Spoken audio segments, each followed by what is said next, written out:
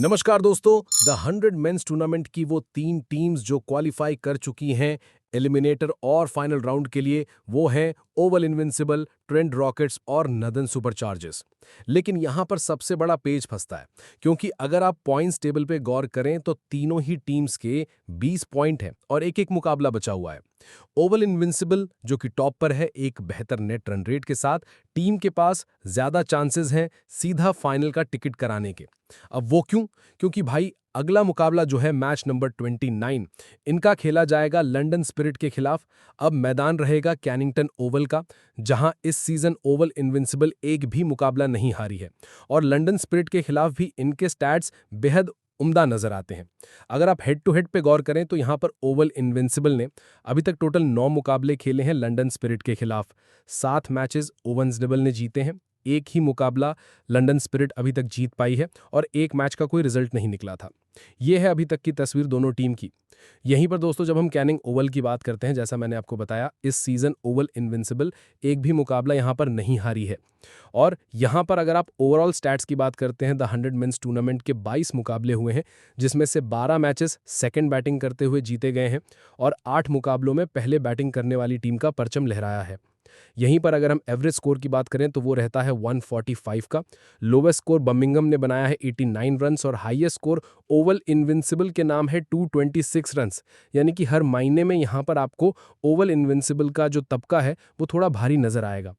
Scoring pattern पे गौर कर लेते हैं। फर्स्ट इनिंग के सभी स्कोर्स आपके स्क्रीन पर हैं, जहां 3 बार स्कोर 100 से नीचे, 7 बार स्कोर 101 से 140 के बीच, 5 बार स्कोर 141 से 160 के बीच, 3 बार स्कोर जो है वो 1161 से 180 और 1181 से 200 के बीच गया है और मात्र एक बार स्कोर जो है वो 200 पार गया है, and that was by Oval invincible.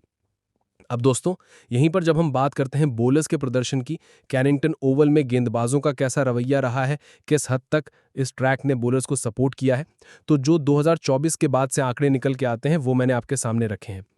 8 मुकाबले टोटल हुए, 95 विकेट्स चटकाए गए, 63 विकेट्स पेसर्स ने यानी कि फास्ट बोलर्स ने और 32 विकेट स्पिनर्स की झोली में गिरे हैं। यह लेखा जोखा बोलर्स का, जहां relatively decent amount of opportunities bowlers को मिलती हैं और खास तौर से पेसर्स पर नजर रखनी चाहिए। अब बात आती है कि भाई कैनिंगटन ओवल में दोनों टीम्स का प्रदर्शन कैसा है।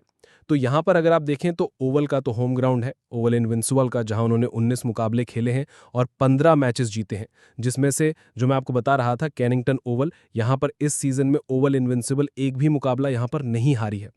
लंदन स्पिरिट की जब आप बात करते हैं तो उन्होंने 4 मैचेस यहां पर खेले हैं, जिसमें एकमात्र मुकाबला जो है वो ओवल इनविंसिबल के खिलाफ जीते थे। यह है पूरा लेखा जोखा पिच रिपोर्ट का, जहां पर साफ तौर पे सबसे पहले तो कैप्टन टॉस जीतकर गेंदबाजी करना पसंद कर सकते हैं, जैसा स्टैट्स दर्शाते हैं। और यहीं पर अगर हम टीम्स के लिहाज से देखें तो ओवल इनविंसिबल का पलड़ा भारी नजर आता है। अब बढ़ते हैं अपकमिंग कॉन्टेस्ट की प्रोबेबल 11 और टॉप परफॉर्मेंस की ओर। अभी तक जो ये सीजन गया है दोनों टीम्स का, उसको ध्यान में रखते हुए लाइनअप क्या हो सकता है। ओवल के पास एक बहुत बड़ा चेंज आ सकता है, राशिद खान वापस टीम में जुड़ सकते हैं। हालांकि टीम का टॉप ऑर्डर अमूमन सिमिलर ही रहा है, जहां विल जैक्स, ड्वांडा, जॉर्डन कॉक्स और सैम करन बल्लेबाजी के लिए अहम रोल निभा रहे हैं। विल जैक्स ने लास्ट 2-3 मैचेस में थोड़ा सा इनकंसिस्टेंसी दिखाई है, लेकिन यहीं पर ड्वांडा के बल्ले से निकले हैं 1168 रन, 1148 की स्ट्राइक रेट से इन लास्ट 7 मैचेस। और यहीं पर अगर हम बात करें जॉर्डन कॉक्स की, तो 7 मैचेस में 280 रन वो टोक चुके हैं 1179 की स्ट्राइक रेट से। और इन्हें यहां पर सपोर्ट मिलता है सैम करन जैसे ऑलराउंडर का। करन के हाथ लगे हैं 7 मैचेस में 1196 रन, 175 का स्ट्राइक रेट रहा और 11 विकेट भी चटका चुके हैं। तो ओवरऑल टीम का जो बैटिंग लाइनअप है वो डिसेंट है, क्योंकि एक बार फिर अगर आप लाइनअप पर गौर करें तो टीम के पास जॉनमन Ferreira, Sam Billings, Tom Curran तक के ऑप्शंस हैं जो कि बल्लेबाजी डिसेंट कर सकते हैं और जॉर्डन क्लार्क भी एक डिसेंट बैटर के तौर पे नजर आते हैं। तो बैटिंग लाइनअप इज गुड। गेंदबाजी कैसी है? सैम करन को सपोर्ट मिलेगा यहाँ पर गस एटकिंसन का, along with Nathan Sowter and Jason Behrendorff. अब दोस्तों यहाँ पर सबसे पहले अगर हम बात करें सैम करन के बड़े भैया टॉम करन की, तो 9 विकेट वो ले चुके हैं। 10 की इकॉनमी भले ही चल रही है, लेकिन he is a wicket taker in this tournament और उन पर नजर रखनी चाहिए, अलॉन्ग विद जेसन बैरनडॉफ, जिन्होंने 9 विकेट निकाले हैं 7.04 की इकॉनमी से। तो overall they have good batters and bowlers, जो कि इस मुकाबले में लंदन स्पिरिट को एक बार फिर डोमिनेट कर सकते हैं। लेकिन किस हद तक?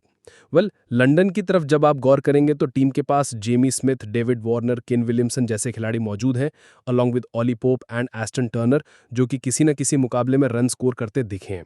जैसे कि अगर हम स्टैट्स की बात करें तो डेविड वार्नर ने 1190 रन्स बनाए हैं, लेकिन उनका 129 का स्ट्राइक रेट रहा है। वहीं केन विलियमसन 183 रन्स जोड़ चुके हैं टीम के लिए 131 की स्ट्राइक रेट से। सो रिलेटिवली डेविड वार्नर से थोड़े से कंसिस्टेंट रहे हैं यहाँ पर केन विलियमसन। लेकिन दोनों बल्लेबाजों की बात करते हैं तो यहाँ पर इन्हें एस्टन टर्नर का सपोर्ट मिलता है जेमी स्मिथ के साथ। टर्नर ने 7 मैचेस में 158 रन्स बना दिए हैं, 153 का स्ट्राइक रेट है, एंड दैट शोज कि ये छोटी छोटी 20-30 रनों की पारी खेलते दिखाई दिए हैं। लेकिन यही एक बड़ी वजह है कि लंदन स्पिरिट आज एलिमिनेट हो चुकी है, क्योंकि टीम का बैटिंग लाइनअप इनकंसिस्टेंट रहा है, और दूसरा यहाँ पर इनके जो बॉलिंग अटैक है उसमें भी टीम को ज़्यादा वैरायटी नहीं मिलती है।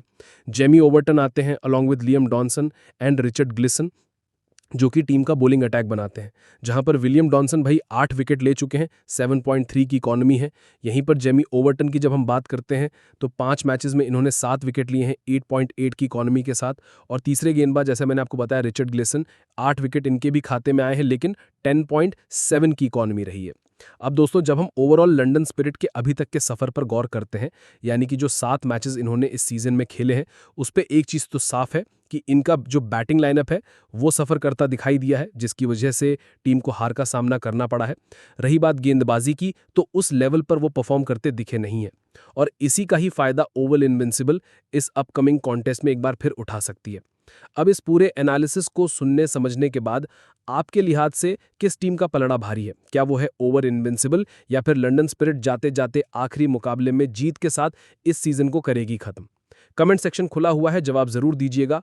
और चैनल को सब्सक्राइब नहीं किया है तो फटाफट सब्सक्राइब करें और नोटिफिकेशन की घंटी बजाना ना भूलें, जिससे आप क्रिकेट से जुड़ी ऐसी ही तमाम अपडेट्स पाते रहें। So stay tuned and keep watching.